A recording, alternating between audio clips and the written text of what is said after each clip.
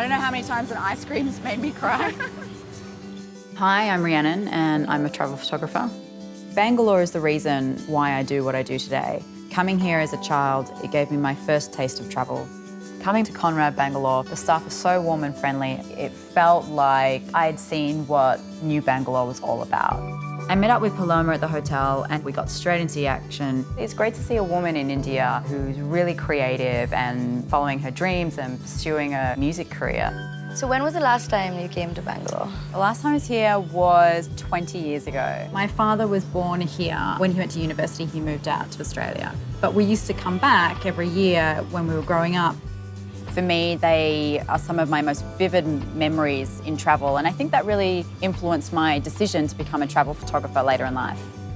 But also I'm really excited to see how Bangalore has changed and where it's going. People always thought of Bangalore as a more laid-back city, Right. but that's kind of changed over the years. With the rise of electronic music, it's really sort of progressing. So I figured I'd show you a whole spectrum of things. Shall we go? Yeah, let's do this.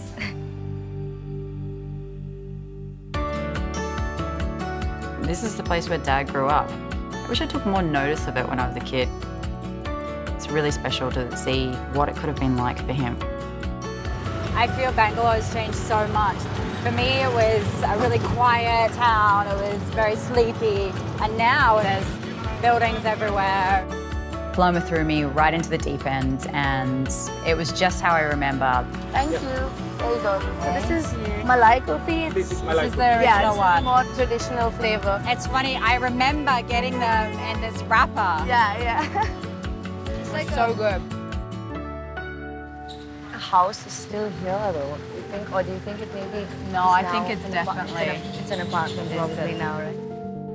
We managed to find the road that my dad grew up on. It had changed a lot, but there were a few old houses along there which reminded me of the house that was my grandma's house.